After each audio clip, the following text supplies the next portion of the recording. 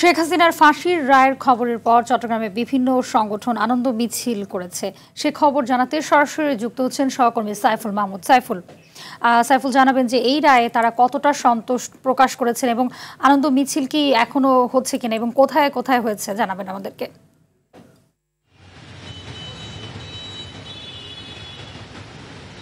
হাবিবা, আসলে যেমনটি বলেছেন, জুলাই গণ আন্দোলনের অপরাধে দণ্ডিত হয়ে সাবেক প্রধানমন্ত্রী শেখ হাসিনার আজকে যে মৃত্যুদণ্ডের রায় ঘোষণা করেছে, সেই রায়ে চট্টগ্রামের জুলাই যোদ্ধারা কিন্তু আসলে খুবই খুশি হয়েছেন এবং সেই খুশিতে তারা কিন্তু মিষ্টি বিতরণ করেছেন এবং একই সাথে তারা আনন্দ মিছিল করেছেন।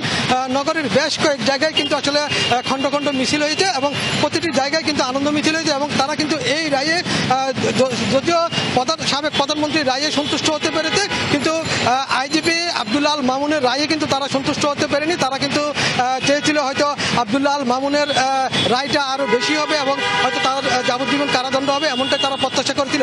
আমরা কথা বলবো এনসিপির একজন নেতার সাথে, যিনি চট্টগ্রাম মহানগরীর যুগ্ম আহ্বায়ক। ওনার সাথে একটু কথা বলবো আসলে এই রায়ে তারা কতটুকু সন্তুষ্ট হতে পেরেছে এবং তাদের পরবর্তী করণীয় কি, আমরা একটু ওনার কাছে একটু জানতে চাইবো। আসলে আজকে বাংলাদেশের জন্য একটা ঐতিহাসিক দিন। আজকে যুদ্ধ অপরাধ ট্রাইব্যুনাল থেকে যে রায় এসেছে, এই রায়ে আমরা চূড়ান্তভাবে খুশি না, তারপরেও আমরা কিছুটা খুশি। সেই দিনে আমরা চূড়ান্তভাবে খুশি হব যেই দিন আমার জুলাই বিপ্লবের শহীদ ভাইদের যে নৃশংস হত্যাকাণ্ড এবং গাজী ভাইদের যে আত্মচিৎকারের যে চূড়ান্ত রায় যেদিন আমরা পাব এবং যেদিন বাস্তবায়ন হবে, আমরা সেই দিনে চূড়ান্তভাবে আমরা খুশি হব। তবে আজকে আমরা প্রাথমিকভাবে খুশি এই রায়ে।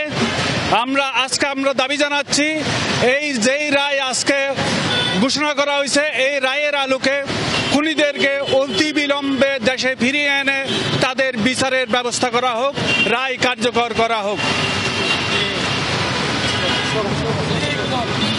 আপনারা শুনছিলেন আসলে এখানে যারা ছিল তাদের বক্তব্য।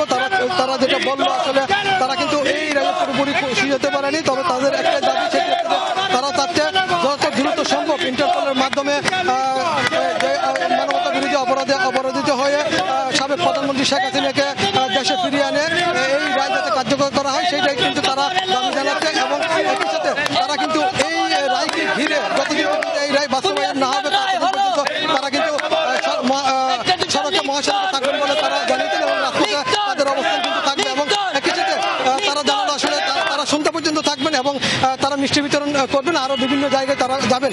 এই ছিল আমার কাছে সর্বশেষ সংবাদ চট্টগ্রাম থেকে। জি, ধন্যবাদ আপনাকে।